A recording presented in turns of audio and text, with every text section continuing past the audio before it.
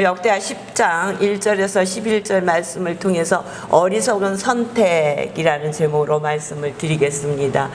우리는 인생을 살면서 여러 가지 선택을 해야 될 때가 너무 많이 있어요. 그렇죠? 간단하게 무엇을 먹을까도 선택을 해야 되죠. 옛날에 제가 중학교 때인지 고등학교 때인지 졸업반 때인 것 같아요. 선생님이 너희들의 인생 지금까지 살면서 무엇이 제일 힘들었느냐 그렇게 물어보셨어요. 그러니까 많은 아이들이 각자 생각을 하고 얘기를 했어요. 나는 뭐 아버지 때문에 힘들었다, 엄마 때문에 힘들었다, 뭐 동생 때문에 대부분 그렇게 공부하는 게 힘들다, 뭐 이런 얘기를 했어요. 그랬더니 그러면서 이제 우리가 물었어요. 선생님은 무엇이 제일 힘드십니까? 그랬더니 인생을 지금까지 살아보니까 예, 아니요 대답하는 게 너무 힘들더라. 어떤 것을 선택한다는 게 너무 힘들더라. 그렇게 말씀을 하셨어요. 그래서 우리가 그때 막 웃었어요. 그 얘기를 듣고. 그게 뭐가 힘들어? 아니면 아니요, 뭐 기면 기요 이렇게 대답을 하면 되지.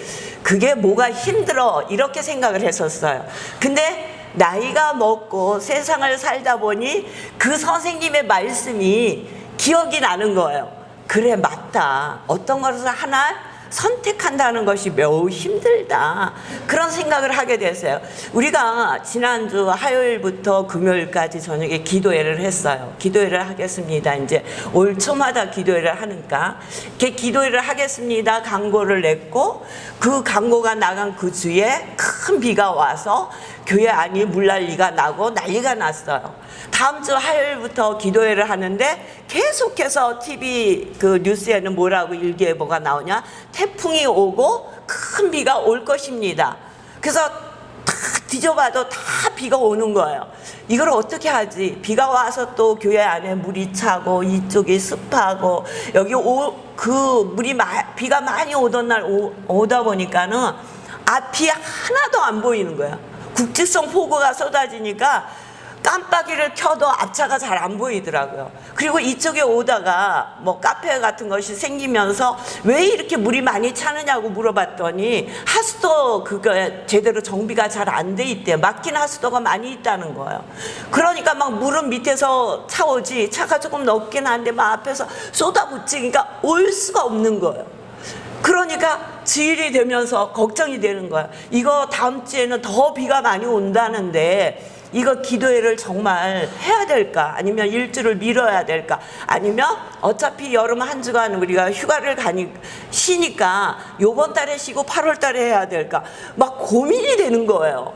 근데 그때 목사님하고 저하고 기도하니까 그래, 광고 나갔으니까 하자. 만약에 비가 너무 많이 와서 성도님들이 못 올 것 같으면 당신하고 나하고 목사님하고 둘이서 여기서 기도하고 갑시다.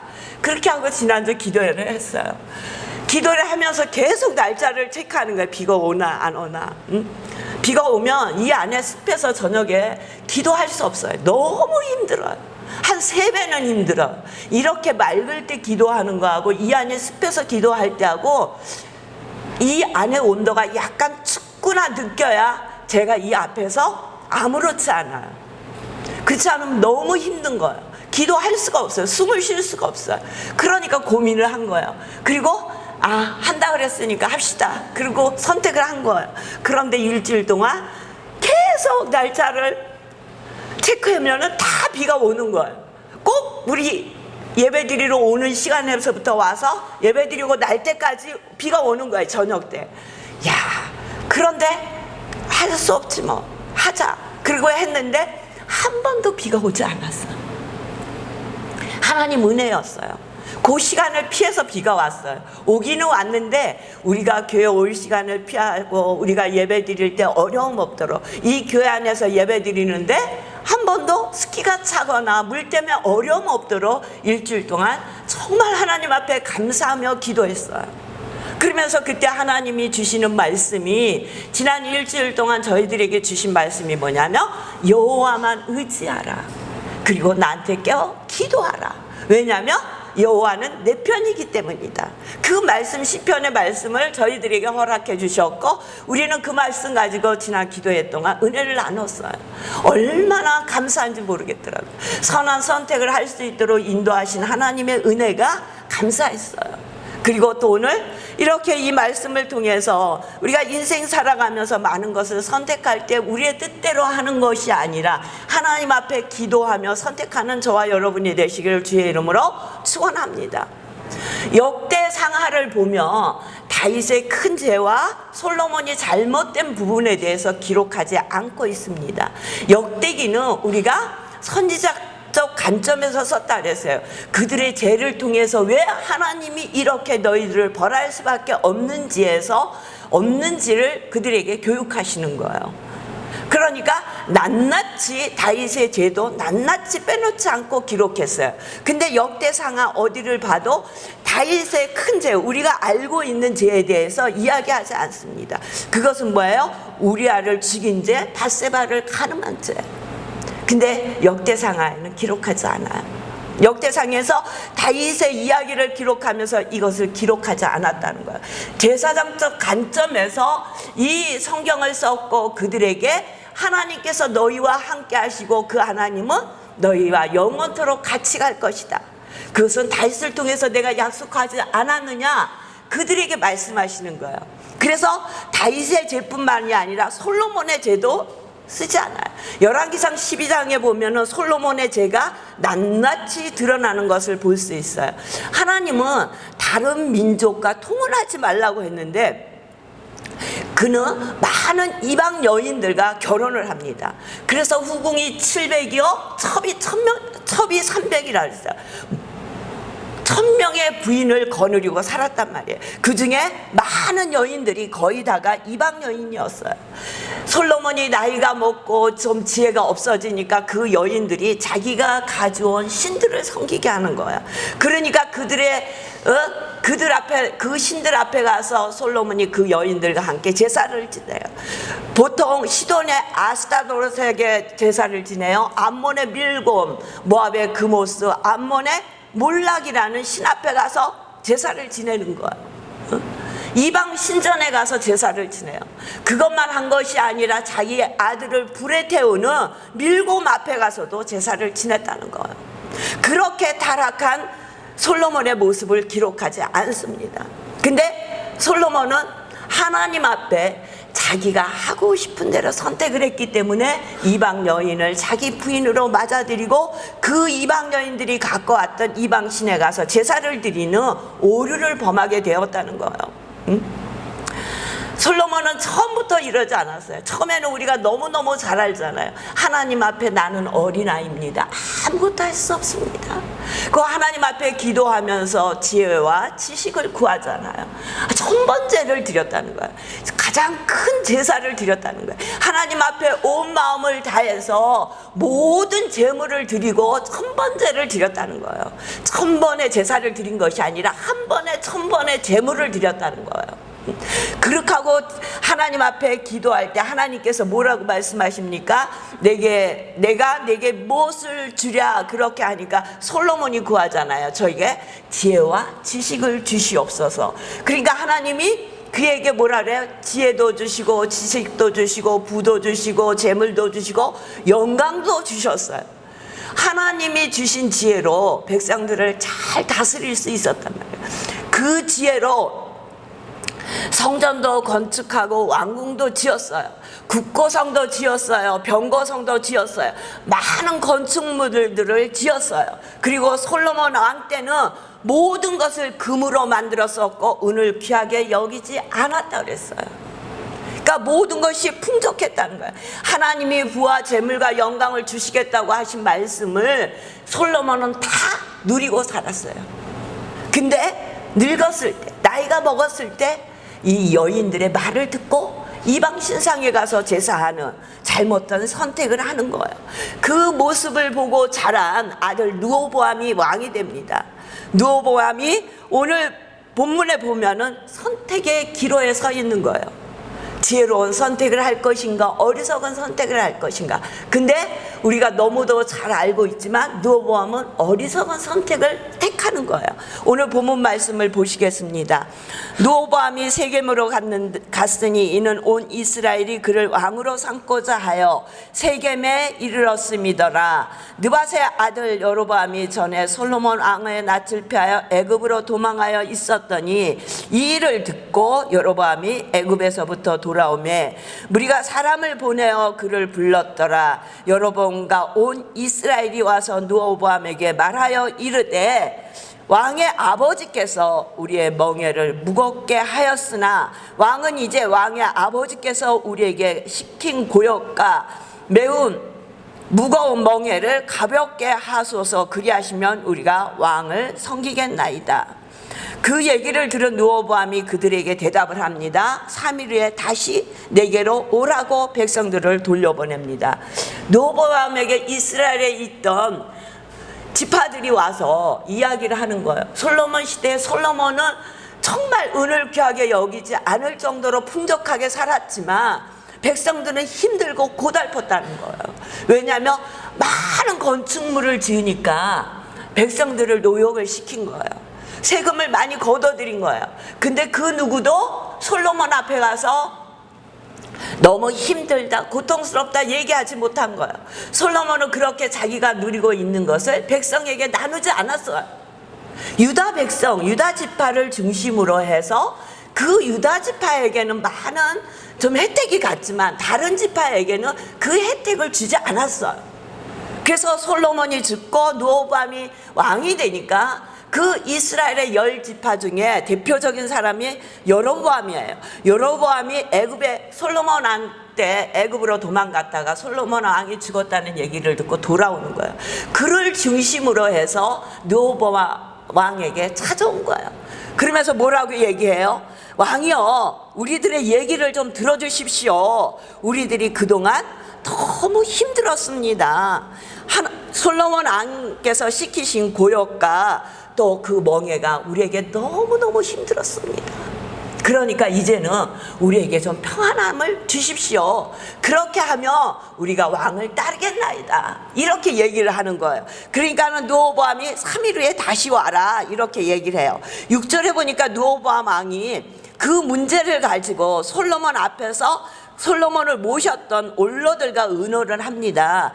이 백성들이 이렇게 얘기하는데 내가 이 백성에게 어떻게 대답하는 것이 옳겠습니까? 그렇게 묻는 거예요.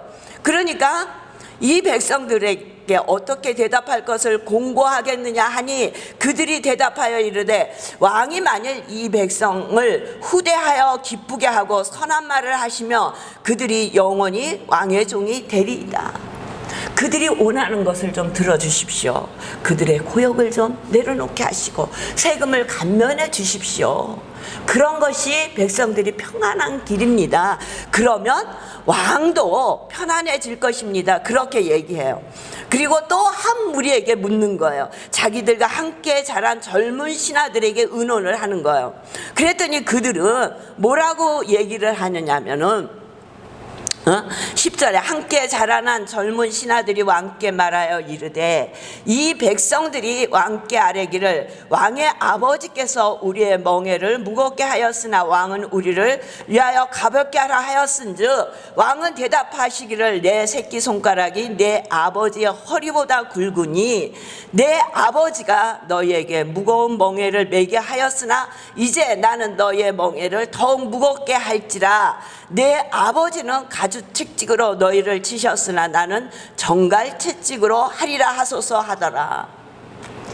젊은 신하들은 무슨 백성이 말이 많으냐, 우리 아버지가 한 거 아무것도 아니야. 나는 더 힘들고 어렵게 할 거야. 우리 아버지는 너희들을 징계할 때 그냥 채찍으로 했지 나는 채찍 끝에 쇠사슬을 달아서 아니면은 그 짐승의 죽은 뼈의 가장 날카로운 부분을 그 채찍에 묶어서 나는 너희들을 채찍질 할 거야. 그러니까 채찍질해서 죽일 것이라는 얘기를 하는 거예요. 나는 더 무겁고 더 힘들게 너희들에게 할 것이라고 얘기를 하는 거예요. 근데 르호보암은 누구의 말을 선택합니까? 자기와 같이 자란 그 젊은 신하들의 이야기를 선택하는 거예요. 원로 신하들, 아버지 앞에서 솔로몬도 모셨고 많은 경험을 가진 원로들의 얘기를 듣지 않습니다. 우리도 그러잖아요. 연세 드신 분이 무슨 얘기를 하면 아유 엄마가 뭘 한다고 그 얘기를 해. 근데 그 얘기를 할 때는 살아왔던 그 삶의 지혜를 얘기하시는 거거든요. 근데 또 한 번만 하시면 좋은데 안 들어. 그러니까 자꾸 하시는 거야. 그러니까 잔소리가 돼. 우리도 그러잖아요. 자녀들의 모습이나 어떤 모습을 보면 아 저건 저렇게 하지 않았으면 좋겠다. 저건 너무 잘한다.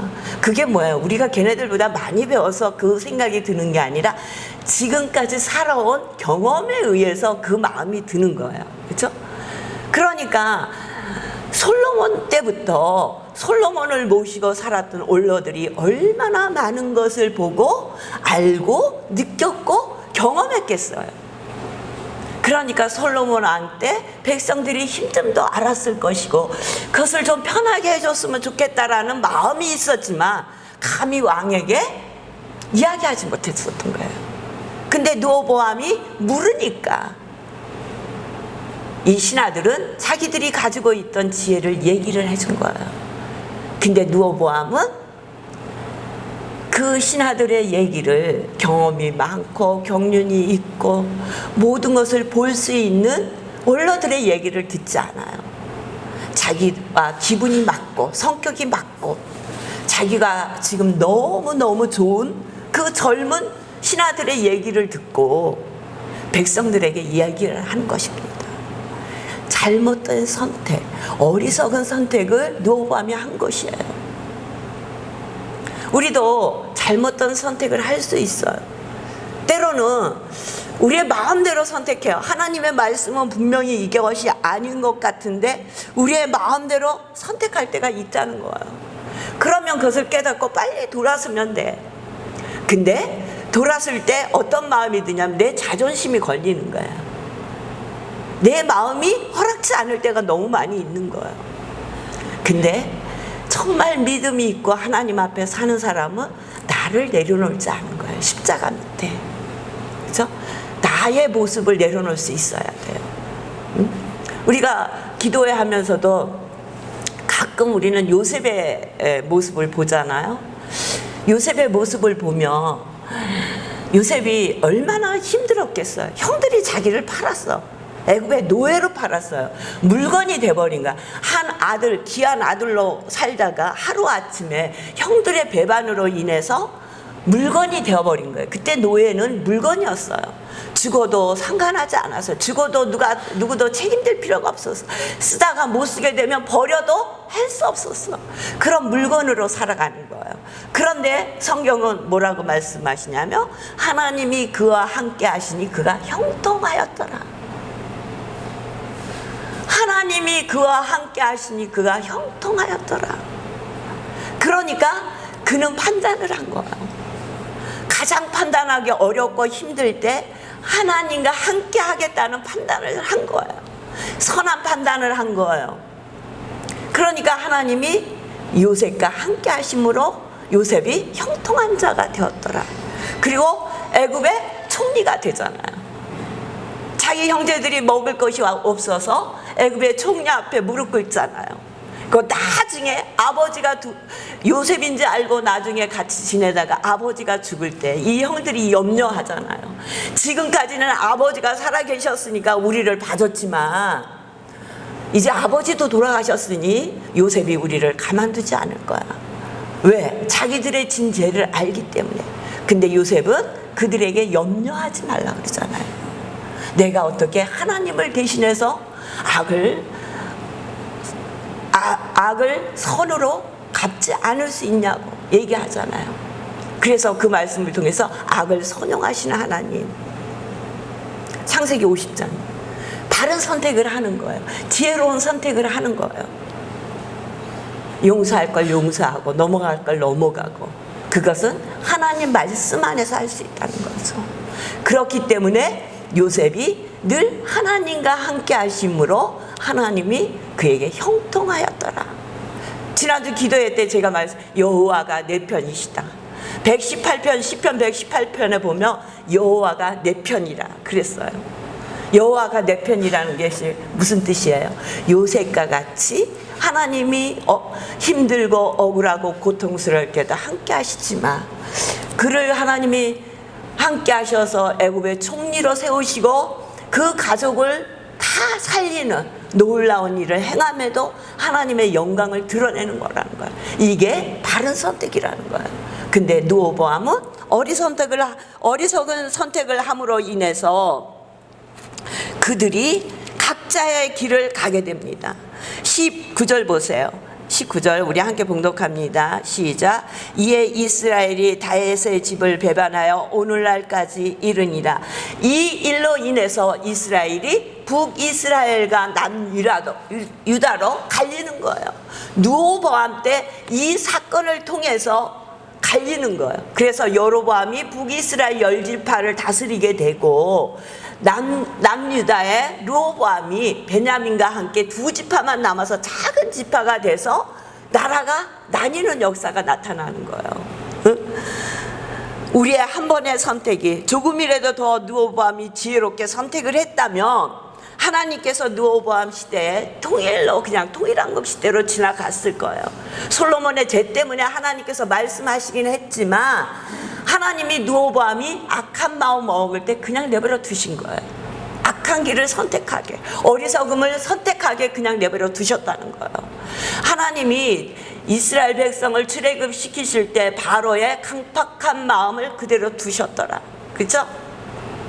그 얘기는 네가 하고 싶은 대로 하라. 그리고 내버려 두셨다는 그 마음에 뭐 강팍하고 악한 마음을 주신 것이 아니라 바로가 하고 싶은 대로 내버려 두셨다는 거예요. 오늘 이 르호보암에게도 하나님이 그 마음을 내버려 두신 거예요. 우리에게 이렇게 어떤 선택의 기로에 있을 때 악한 길을 선택하지 않고 하나님이 원하시는 길을 선택하는 길은 하나님 말씀에 서 있을 때예요. 기도하고 깨어 있을 때예요. 그래야 하나님이 터치하시는 거예요. 근데 기도하지 않아, 하나님의 말씀을 듣지 않아, 하나님의 말씀과 멀어지고 살아, 점점 하나님 앞에 예배를 드리지 않아. 그러면 하나님께서 네 맘대로 해라 내버려 두시는 거예요. 그러니까 통일왕국, 왕이 세워져서 120년 동안 있던 이스라엘이라는 나라가 북이스라엘과 남유다로 나뉘는 역사가 이 르호보암의 이 어리석은 선택 때문에 르호보암 시대에 이렇게 나타나는 것을 볼 수 있습니다. 저와 여러분도 오늘 하루를 살면서 오늘 하루에 아침부터 선택을 해야 됩니다. 먹는 거, 입는 거, 자는 거 모든 것을 선택합니다. 그런데 이런 선택을 할 때도 중요하지만 오늘 하루 아침에 일어나서 하나님의 말씀을 붙들고 기도하는 아름다운 선택을 여러분들이 하시길 주의 이름으로 축원합니다.